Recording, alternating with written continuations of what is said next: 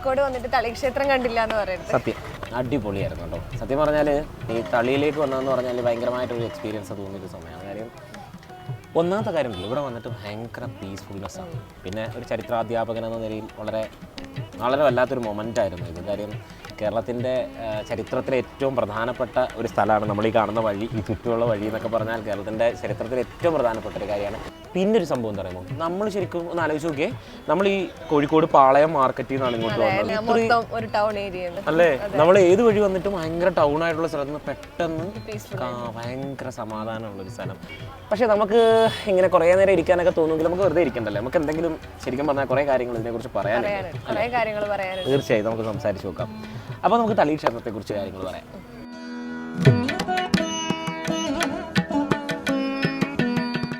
ശരിക്കും നമ്മൾ ഈ സി കൃഷ്ണനെ കുറിച്ച് കേട്ടിട്ടില്ലേ? അപ്പോൾ ഈ സി കൃഷ്ണൻ നമ്മൾ ആലോചിച്ച് നോക്കിയാൽ അയിത്തോച്ചാടനവുമായി ബന്ധപ്പെട്ട് കേരളത്തിൽ നടന്നിട്ടുള്ള ഏറ്റവും പ്രധാന പ്രക്ഷോഭം എന്ന് പറയുന്നത് നമുക്ക് പറയാം വൈക്കം സത്യാഗ്രഹം എന്ന് പറയാം. പക്ഷേ അതിനൊക്കെ ഒരു 5-6 വർഷങ്ങൾക്ക് മുമ്പ് 1917 നമ്മൾ ഈ കാണുന്ന ക്ഷേത്രം ഇതിന് ചുറ്റുമുള്ള വഴികളിലൂടെ അന്നത്തെ തീയർ, അതുപോലെ തന്നെ അന്ന് പിന്നോക്ക വിഭാഗം എന്ന് വിശ്വസിപ്പിക്കപ്പെടുന്ന ജനങ്ങൾക്ക് സഞ്ചാര സ്വാതന്ത്ര്യം ഉണ്ടായിരുന്നില്ല. അതിനെതിരെ നമ്മുടെ ഈ സി കൃഷ്ണൻ, അദ്ദേഹം ഒരു തീയർ വിഭാഗത്തിൽപ്പെട്ട ആളായിരുന്നു അന്ന്. അപ്പോൾ അദ്ദേഹം ഈ ഒരു സഞ്ചാര സ്വാതന്ത്ര്യത്തിനായിട്ട് അന്ന് എന്ത് ചെയ്തു, തളി ക്ഷേത്ര പ്രക്ഷോഭത്തിന് നേതൃത്വം കൊടുത്തു. അതിന് അദ്ദേഹം ചെയ്തൊരു രസകരമായൊരു കാര്യമുണ്ട്. അതെന്താണെന്ന് വെച്ചാൽ ഈ അന്നത്തെ ഈ മഞ്ചേരി രാമയ്യരുണ്ട്, അദ്ദേഹം ഒരു ബ്രാഹ്മണ സമുദായത്തിലെ ആളാണ്. അദ്ദേഹത്തിൻ്റെ തോളിൽ കൈയിട്ടുകൊണ്ട് അവർണർക്ക് പ്രവേശനമില്ല എന്ന് പറഞ്ഞിരുന്ന ഈ വഴിയിലൂടെ തോളിൽ കൈയിട്ടുകൊണ്ടായിരുന്നു അന്ന് ആദ്യം ആ പ്രതിഷേധം അറിയിച്ചിരുന്നത്. ശരിക്കും ചരിത്ര പുസ്തകങ്ങളിൽ കൃത്യമായിട്ട് പറയുന്നുണ്ട് അദ്ദേഹം ഈ തോളിൽ കൈയിട്ട് പോയിരുന്നു എന്നും.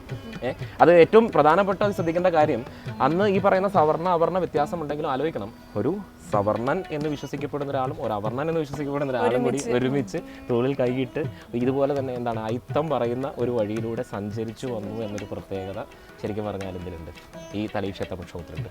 പിന്നെ ഈ പറയുന്നത് നമ്മൾ ഈ തളി ക്ഷേത്രവുമായിട്ട് ബന്ധപ്പെട്ട് കാണുമ്പോൾ നമുക്ക് സാമൂതിരിയുടെ ചരിത്രം മുതലേ എവിടെ പറയണം, തളി ക്ഷേത്രത്തെക്കുറിച്ചുള്ള കാര്യങ്ങൾ പറയണം. പക്ഷേ ശരിക്കും ഗാന്ധിജിയുടെ ഏറ്റവും പ്രധാനപ്പെട്ട ഏറ്റവും ഇമ്പോർട്ടൻ്റ് ആയിട്ടുള്ള സാധനമായിരുന്നു എന്ത്, അയിത്തോച്ചാടനം അല്ലേ. അപ്പോൾ ഈ അയിത്തോച്ചാടനം എന്ന ആ ഒരു ഇമ്പോർട്ടൻ്റ് ഫാക്റ്റിലൂടെയാണ് ഈ പറയുന്ന തളി ക്ഷേത്ര പ്രക്ഷോഭമായിക്കോട്ടെ, വൈക്കം സത്യാഗ്രഹമായിക്കോട്ടെ, ഗുരുവായൂർ സത്യാഗ്രഹമായിക്കോട്ടെ, ഇതിനൊക്കെ ഒരു പ്രാധാന്യം വന്നിട്ടുള്ളത് അല്ലേ. ഗാന്ധിജിയുടെ ഒരു സാന്നിധ്യം അതിൽ വളരെ വലുതാണ്. ഈ അയിത്തത്തിനെ കുറിച്ച് ഭരണഘടനയിലും കൃത്യമായിട്ട് പറയുന്നുണ്ട്. ആർട്ടിക്കിൾ 17 ഭാഗം 3 മൗലികാവകാശങ്ങൾ കേട്ടില്ലേ, ഭാഗം 3 മൗലികാവകാശങ്ങളെ കുറിച്ച് പറയുന്നത്. അതിൽ ആർട്ടിക്കിൾ 17 ഈ അയിത്തോച്ചാടനം അൺടച്ചബിലിറ്റിന്റെ കാര്യമൊക്കെ പറയുന്നത്. ഈ മഹാത്മാഗാന്ധി കി ജയ്, ശരി, ആ മുദ്രാവാക്യം വിളിച്ചുകൊണ്ട് എല്ലാവർക്കും അറിയാം, എപ്പോഴും ചോദിക്കുന്ന ഒരു ചോദ്യമാണ്. മഹാത്മാഗാന്ധി കി ജയ് എന്ന് പറഞ്ഞുകൊണ്ട് മുദ്രാവാക്യത്തോടെ പാസ്സാക്കിയ ഒരു ആർട്ടിക്കിളാണ് ആർട്ടിക്കിൾ 17. പിന്നെ തൊട്ടുകൂടായ്മ നിരോധന നിയമം വന്നിട്ടുണ്ട് 1955. അപ്പൊ ശരിക്കും ഞാൻ ചോദിക്കട്ടെ, 1923 കാക്കിനട സമ്മേളനത്തിലാണല്ലോ ശരിക്കും അല്ലെ ടി.കെ. മാധവൻ ഇങ്ങനെ ഒരു പ്രമേയം, അയിത്തോച്ചാടനത്തിനെതിരെ ഒരു പ്രമേയം പാസ്സാക്കപ്പെടുന്നു എന്ന് പറയുന്നത് INC-യുടെ അല്ലെ 1923 കാക്കിനട സമ്മേളനത്തിലാണ്. അതിനുശേഷമാണ് 1924 അല്ലെ ഇന്ത്യയെ തന്നെ ചലനം സൃഷ്ടിച്ചുകൊണ്ട് നമ്മുടെ കേരളത്തിൽ വൈക്കം സത്യാഗ്രഹം അരങ്ങേറിയിട്ടുള്ളത്. പക്ഷേ വൈക്കം സത്യാഗ്രഹം എന്ന് പറയുന്നത് ശരിക്കും ഒരു ജനകീയ പ്രക്ഷോഭം എന്ന നിലയിലാണ് അല്ലെ വൈക്കം അല്ലെ. എന്നാലോചിച്ചു 1917 നമ്മൾ ഈ കാണുന്ന തളിയിൽ ഇങ്ങനൊരു സംഭവം നടന്നിട്ടുണ്ട്. സി കൃഷ്ണനെ പോലുള്ള ഒരു വലിയൊരു നവോത്ഥാന നായകന് വലിയൊരു നവോത്ഥാനം സൃഷ്ടിക്കാൻ ഒരു തുടക്കം കുറിക്കാൻ, അല്ലെങ്കിൽ അദ്ദേഹമാണ് അതിനൊരു ഊന്നൽ നൽകിയെന്ന് നമുക്ക് പറയാം. അല്ലെങ്കിൽ വൈക്കം സത്യാഗ്രഹത്തിലേക്ക് എത്തിച്ചൊരു സാഹചര്യം നമുക്ക് വേണമെങ്കിൽ ഉദാഹരണമായിട്ട് തളി ക്ഷേത്രത്തെ പറയാം. പക്ഷെ വൈക്കം സത്യാഗ്രഹം കുറച്ചുകൂടെ ജനകീയമായിരുന്നു അല്ലെ. എനിക്ക് കുറച്ചുകൂടി ആളുകൾ ഇൻവോൾവ് ചെയ്തിട്ടുള്ള, അതായത് ഇന്ത്യയിലെ ദേശീയ പ്രസ്ഥാനവുമായി ബന്ധപ്പെട്ടും ഇന്ത്യയിലെ നാഷണൽ ലീഡേഴ്സ് അല്ലെ, അതായത് ഗാന്ധിജിയെ പോലെയുള്ള ഒരുപാടധികം ആൾക്കാർ, ഇ.വി. രാമസ്വാമി നായിക്കർ, ഇങ്ങനെയുള്ള ഒരുപാടധികം ആൾക്കാരുടെ സാന്നിധ്യം കൊണ്ട് വൈക്കം സത്യാഗ്രഹം വളരെ വലിയൊരു വിജയമായി എന്ന് പറയേണ്ടി വരും. 1955 തൊട്ടുകൂടായ്മ നിരോധന നിയമം, പിന്നീട് അത് 1976 ഭേദഗതി ചെയ്തിട്ട് സിവിൽ അവകാശ സംരക്ഷണ നിയമം, protection of civil rights act എന്നാക്കി മാറ്റി. ഇപ്പം ഈ അയിത്തം കാര്യങ്ങൾ തൊട്ടുകൂടായ്മ ഒക്കെ പറയുന്നത് protection of civil rights act നമ്മുടെ കുട്ടിക്ക് പഠിക്കാനുണ്ട്. അപ്പോൾ അത് പി സിക്ക് നല്ലൊരു ചോദ്യമാണല്ലോ, നമ്മളെ വേണമെങ്കിൽ കൺഫ്യൂസ് ചെയ്യിപ്പിക്കാൻ പറ്റുന്ന ഒരു അയിത്ത നിർമ്മാർജ്ജനമൊക്കെ പി എസ് സി എപ്പോഴും ചോദിക്കുന്ന കാര്യമാണ്. ആർട്ടിക്കിൾ 17 ഒക്കെ എപ്പോഴും ചോദിക്കാറുള്ളതാണ്. പക്ഷേ ഈ അടുത്തായിട്ട് പി എസ് സി അയിത്ത നിർമ്മാർജ്ജനം എന്നുള്ളതിന് പകരം, അൺടച്ചബിലിറ്റി എന്നുള്ളതിന് പകരം അസ്പൃശ്യതാ നിരോധനം എന്ന് പറഞ്ഞിട്ട് ചോദിച്ചു. അയ്യോ അങ്ങനെയാക്കി. അതെ അതെ, അസ്പൃശ്യത, അൺടച്ചബിലിറ്റി, അതാണ് പി എസ് സി. ശരിക്കും പറഞ്ഞാൽ ഇപ്പോഴത്തെ ക്വസ്റ്റ്യൻ പേപ്പർ നോക്കിക്കഴിഞ്ഞാൽ ഏറ്റവും ഒരു സംഭവമാണ് നമ്മൾ ഇങ്ങനെയുള്ള കുറേ വേർഡ്സുകൾ നമ്മൾ ഫെമിലിയർ ആവുന്നത് ഇപ്പോഴാണ്. ശരിയാണ്. അസ്പൃശ്യതാ നിരോധനം പറയുന്ന ആർട്ടിക്കിൾ ഏതാണെന്ന് ചോദിച്ചാൽ ആർട്ടിക്കിൾ 17 തന്നെയാണ്. അത് ഉദ്ദേശിക്കുന്നത് തൊട്ടുകൂടായ്മ കാര്യമാണ് ഉദ്ദേശിക്കുന്നത്. അപ്പം ശരിക്കും രണ്ടും ഒന്ന് തന്നെയാണ് അല്ലേ? ഭേദഗതിപ്പെടുത്തുകയായിരുന്നു 1976. നമുക്ക് ഈ കുളത്തിന് അങ്ങോട്ട് പോയാലോ?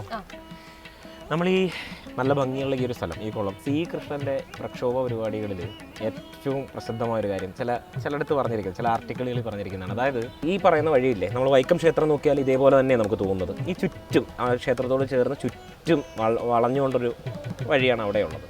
അപ്പോൾ ഈ വഴിയിലേക്ക് അവർണർക്ക് പ്രവേശനമില്ല എന്ന ബോർഡുണ്ട്.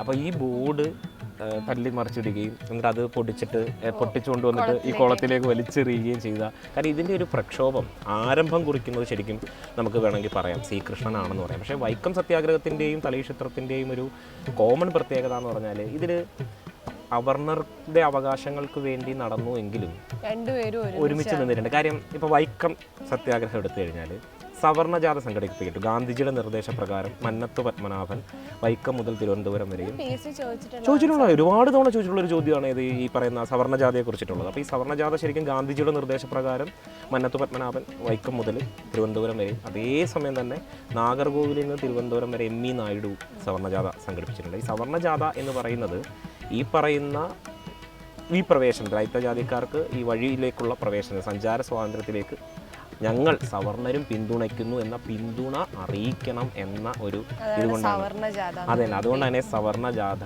എന്ന പേരിട്ട് വിളിക്കുന്നത്. അപ്പം ശരിക്കും പറഞ്ഞാൽ കേരളത്തിലെ ദേശീയ പ്രസ്ഥാനത്തിലേക്ക് വന്നു കഴിഞ്ഞാൽ അന്നത്തെ ഈ പറയുന്ന പിന്നോക്ക വിഭാഗം എന്ന് പറയുന്ന ആൾക്കാരായാലും മുന്നോക്ക വിഭാഗക്കാരുടെയും ഒക്കെ ഒരു ഒത്തുചേരൽ അല്ലെങ്കിൽ അവർ ഒന്നിച്ചു നിൽപ്പ് തന്നെയായിരുന്നു അയിത്തോച്ചാടനം നമുക്ക് വിജയകരമായി. ഇപ്പം 1924 ഈ പറയുന്ന വൈക്കം സത്യാഗ്രഹത്തിന് ശേഷം ക്ഷേത്രപ്രവേശനം ആവശ്യപ്പെടുന്ന നമ്മൾ ഗുരുവായൂർ സത്യാഗ്രഹം വരുമ്പോഴാണ്. ആദ്യമൊക്കെ സഞ്ചാര സ്വാതന്ത്ര്യത്തിനാണ് അമ്പലത്തിലെ ക്ഷേത്രം. അതെ, അപ്പോൾ വൈക്കം സത്യാഗ്രഹത്തിൻ്റെ വിജയത്തിന് ശേഷം ശരിക്കും കിഴക്കേ നട ഒഴിച്ച് ബാക്കി എല്ലാ നടകളും ഈ പറയുന്ന അവർണജാതിക്കാർക്കായി തുറന്നു കൊടുത്തിട്ടുണ്ട്. പക്ഷേ പിന്നീടാണ് നമ്മൾ ആവശ്യപ്പെടുന്നത് ക്ഷേത്രപ്രവേശനം ആവശ്യപ്പെട്ടു തുടങ്ങുന്നത്. അതാണ് ഗുരുവായൂർ സത്യാഗ്രഹത്തിൻ്റെ. അതുകൊണ്ടാണ് ഈ അസമത്വത്തിൻ്റെ പ്രാകൃത രൂപം എന്നൊക്കെ ഈ അയിത്തം പറയുന്നത്. അതാണ് ഭയങ്കര. അപ്പോൾ നമ്മൾ ഈ നിൽക്കുന്നൊരു സ്ഥലം നമുക്ക് വലിയൊരു ഇമ്പോർട്ടൻ്റ് ആണ്. പിന്നെ നമ്മൾ PSC ആസ്പിറൻസിനെ സംബന്ധിച്ചിടത്തോളം നമുക്ക് കുറേ അധികം ചോദ്യങ്ങൾ ചോദിച്ചിട്ടുള്ള ഒരു സ്ഥലത്താണ് നമ്മൾ നിൽക്കുന്നത്. ചോദ്യങ്ങളുടെ അല്ലേ, നമ്മളിപ്പോൾ എത്ര കാര്യങ്ങൾ പറഞ്ഞു, ഇതിലെല്ലാം PSC എന്നുള്ള വളരെ ഇമ്പോർട്ടൻ്റ് ആണ്. ഒരുപാടധികം ചോദ്യങ്ങൾ ചോദിച്ചിട്ടുണ്ട്.